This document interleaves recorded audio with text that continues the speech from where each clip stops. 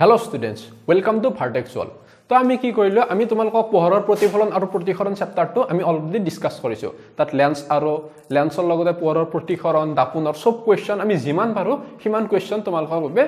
provide কৰিছো আমি next এইটো চেপ্টাৰত আমি কি কৰিছো বসা কেইটামান কোৱেশ্চন যেবোৰ কোৱেশ্চন এক্সামত অহাৰ প্ৰবাবিলিটি বেছি আছে তো তেনেকুৱা কোৱেশ্চন কিছুমান আমি তোমালোকৰ বাবে আনিছো তো তোমালোকৰ এইটো চেপ্টাৰ আমি কি এটা ভিডিওতে কমপ্লিট কৰাৰ কাৰণে ট্ৰাই কৰিম তো তোমালোকৰ এইটো চেপ্টাৰত আমি মিনিমাম 17টা কোৱেশ্চন তোমালোকৰ বাবে আনিছো যত তোমালোকৰ এনসিআৰটি যি অনুশীলনৰ এমসিকিউ আছে সেই এমসিকিউ তোমালোকে ইয়াতে পাবা আমি হেও ইনক্লুড কৰিছো লগতে ভিতৰৰ পৰা কিছুমান কোৱেশ্চন কি কৰিছো আমি তোমালোকৰ বাবে প্ৰভাইড কৰিছো তো আহা আমি আজি তোমালোকক পোহৰৰ চকু নামৰ চেপ্টাৰটো তোমালোকৰ অধ্যায় হ'ব কি জানি মেবি 10 11 তো চকু নামৰ চেপ্টাৰটো কি কৰো আমি মানুহৰ চকু আৰু বাৰেবৰণীয়া পৃথিৱী তো এইটো চেপ্টাৰ আমি কি কৰো আজি স্টাৰ্ট কৰো ইয়াৰ এমসিকিউ তো আমি কৈছো ফাৰ্স্ট এমসিকিউ লৈ ফাৰ্স্ট এমসিকিউ কি আছে তো এইখিনিতে এটা কথা এইটো কি হয় তোমালোকৰ অনলি মেমৰি বেস কোৱেশ্চন হ'ব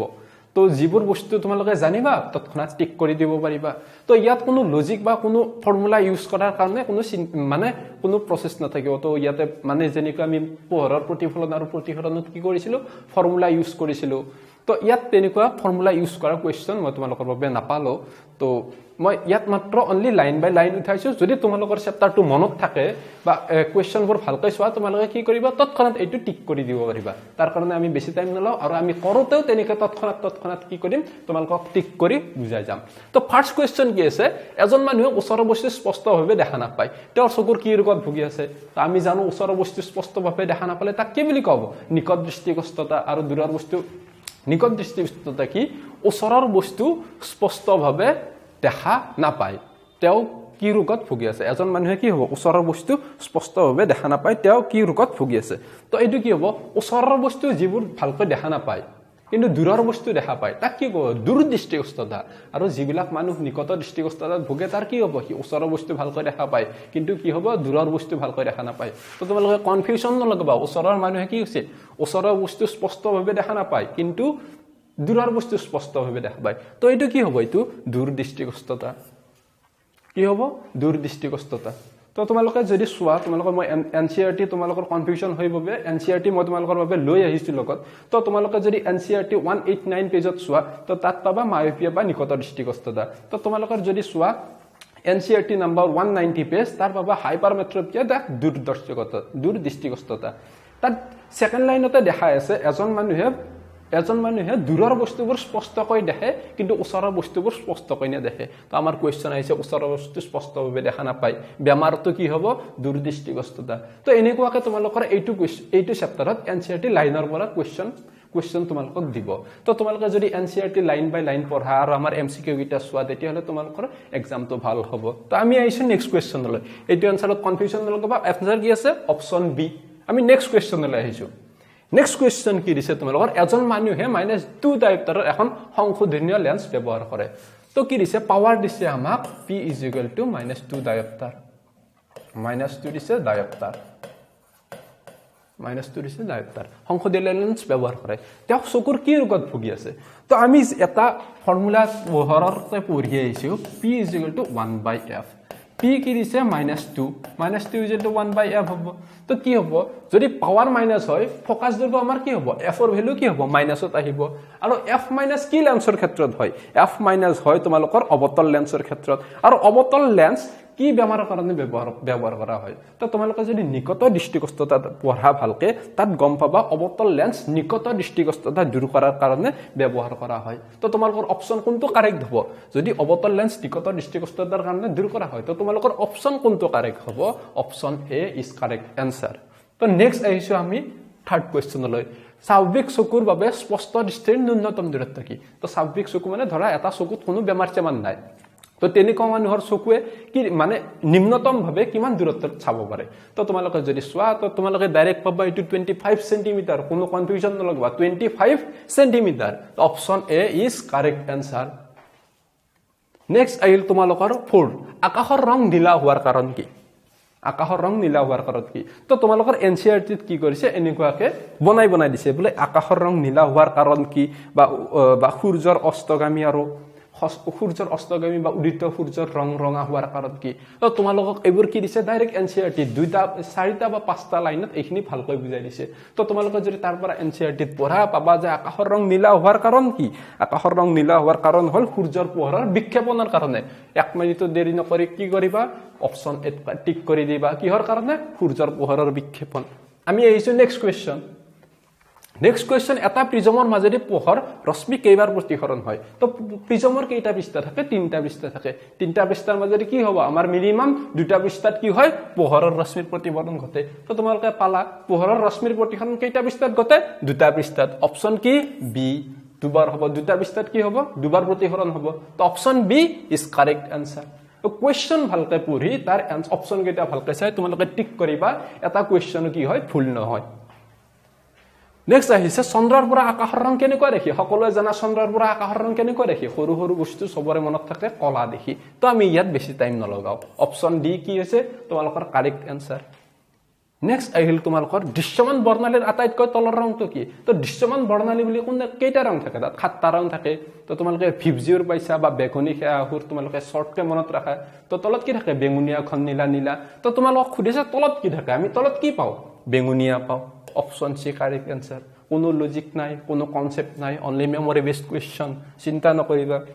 নেক্সট আহিল কোৱেশ্চন অগ্ৰিম সূৰ্যোদয় আৰু পলম সূৰ্যাস্ত পৰিঘটনা দুটা কিহৰ ভিত্তিত ব্যাখ্যা কৰিব পাৰি তো এটো কিহৰ ভিত্তিত ব্যাখ্যা কৰিব পাৰি তোমালোকে বায়ুমণ্ডলীয় পৰিঘটনা নামৰ এটা বস্তু পঢ়িছা তো তাত সিধা সিধি লিখা আছে অগ্ৰিম সূৰ্যোদয় আৰু পলম সূৰ্যাস্ত পৰিঘটনা বায়ুমণ্ডলীয় পৰিঘটনাৰ ভিতৰত ভিত্তি কৰি বুজাব পাৰি অপচন এনচিইআৰটি সিধা সিধি লিখা আছে হেইটো লাইন আমাক উঠাই দিছে অপচন ডি তোমালোকৰ কি হ'ব শুদ্ধ উত্তৰ কোনো কনফিউজন নলগাবা নেক্সট আহিল নিকট দৃষ্টিগোচৰতা সংশোধনৰ বাবে কি প্ৰকৃতিৰ লেন্সৰ প্ৰয়োজন নিকট দৃষ্টিগোচৰতা তাৰ মানে কি নিকট দৃষ্টিগোচৰতা মানে কি ওচৰৰ বস্তু দেখে দূৰৰ বস্তু দেখা নাপায় তাক কি কয় নিকট দৃষ্টিগোচৰতা দূৰ দৃষ্টিগোচৰতা কি আছিল দূৰৰ বস্তু দেখে ওচৰৰ বস্তু নেদেখে তাক কি কয় দূৰ দৃষ্টিগোচৰতা কোনো ডাউট নকৰিবা কনফিউজন নলগাবা অপচন 9 কোৱেশ্চন 9 শুদ্ধ উত্তৰ কি হ'ব নিকট দৃষ্টিগোচৰতা সংশোধনৰ বাবে কি লেন্সৰ প্ৰয়োজন তো তোমালোকে নিজে নিজে আনসাৰ কৰিব ট্ৰাই কৰা 10 সেকেন্ডৰ ভিতৰত কি কৰিবা তোমালোকে নিজে নিজে আনসাৰ কৰা ট্ৰাই কৰা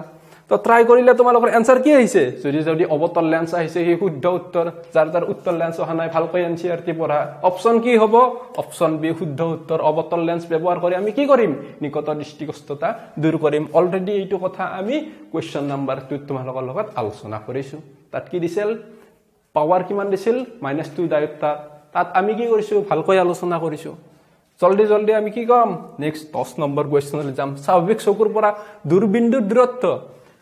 স্বাভাৱিক চকুৰ পৰা দূৰবিন্দুৰ দূৰত্ব কোনো সুধিব লগা কোৱেশ্চন নহয় তথাপিও তোমালোকক কনফিউজনৰ কাৰণে সুধিব পাৰে আমি দূৰলৈ কিমান দেখা পাও আমি যদি স্বাভাৱিক চকুৰে চাও আমি দূৰৰে তৰাও দেখা পাও চন্দ্ৰও দেখা পাও তৰাৰ দূৰত্ব আমি কি কিছুমান তৰাৰ দূৰত্ব এতিয়াও গণনা নাই হিয়তৰ দূৰত্ব কি হৈ আছে অসীম হৈ আছে তো তোমালোকৰ অপচন কি হ'ব অপচন বি শুদ্ধ উত্তৰ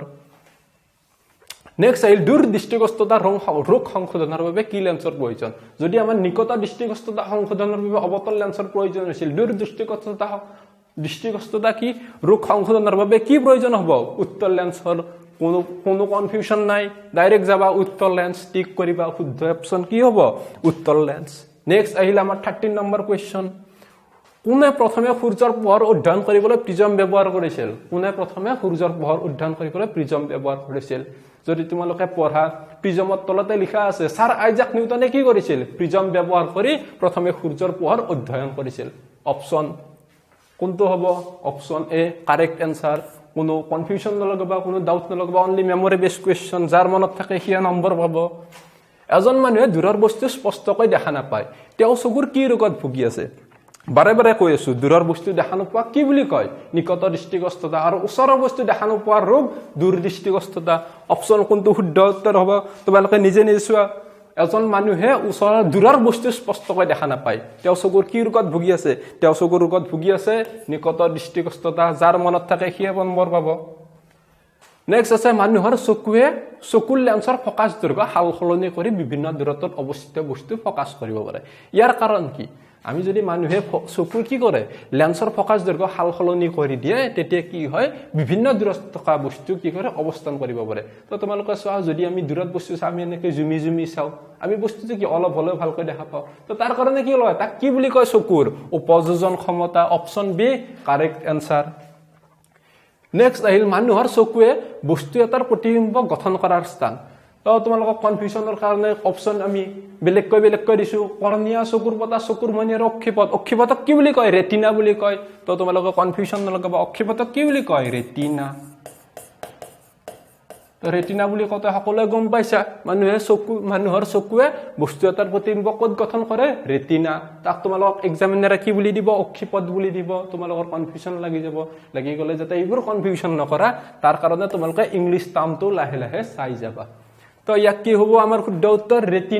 ৰেটিনা কি বুলি কয় অক্ষিপট নেক্সট কোৱেশ্চনলৈ আগবাঢ়িছো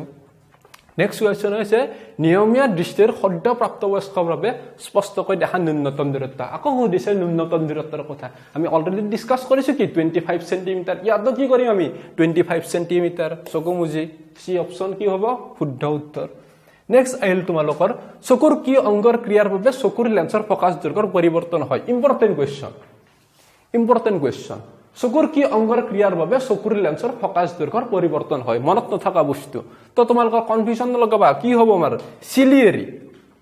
চিলিয়াৰীৰ ক্ৰিয়াৰ বাবে চকুৰ লেন্সৰ ফকাছ দৈৰ্ঘ্যৰ পৰিৱৰ্তন হয় তো তোমালোকৰ এইখিনি আছিল তোমালোকৰ কি চকুৰ ওপৰত থকা কোৱেশ্চন তো চকুৰ ওপৰত কি হ'ব অনলি মেমৰি বেসড কোৱেশ্চন কোনো ফৰ্মুলাৰ দৰকাৰ নাই কোনো কনসেপ্ট মনত ৰখাৰ দৰকাৰ নাই অনলি কি হ'ব তোমালোকে যদি লাইন বাই লাইন এনসিআৰটি পঢ়া তেতিয়া হলে কি হ'ব তোমালোকৰ এনসাৰ শুদ্ধ কৰিব পাৰিবা তো আমি নেক্সট ক্লাছত তোমালোকক কি কৰিম আমি বিদ্যুতৰ পৰা ষ্টাৰ্ট কৰিম তো এইটো আছিল তোমালোকৰ চকুৰ কথা তো তোমালোকৰ যদি ভিডিওটো ভাল লাগিলে আৰু তোমালোকৰ উপকাৰ হোৱা বুলি ভাবা তেতিয়া হলে কি কৰিবা তোমালোকৰ ফ্ৰেণ্ডৰ মাজত বিলাই দিবা ফ্ৰেণ্ডেও ভাল পাওক সিহঁতেও নম্বৰ পাওক নেক্সট তোমালোকে কি কৰিবা সাবস্ক্ৰাইব কৰি থবা আমি আৰু নতুন ভিডিও আনি থাকিম আমি নেক্সট বিদ্যুৎ ষ্টাৰ্ট কৰিম তাৰ পিছত এনেকৈ গৈ থাকিম কেমিষ্ট্ৰিও তোমালোকৰ আলোচনা কৰিব লাগিব এমসিকিউ তাৰপিছত কি হইবা সাবস্ক্ৰাইব কৰিবা ঘণ্টা বটনটো বুজাই দিবা নেক্সট আমি আগবাঢ়িছো এইটো কোৱেশ্চন কি কৰিছো ইয়াতে ৰাখিছো এইটো চেপ্টাৰ ইয়াতে শেষ কৰিছো ভালকৈ থাকিবা ষ্টাডি ওয়েল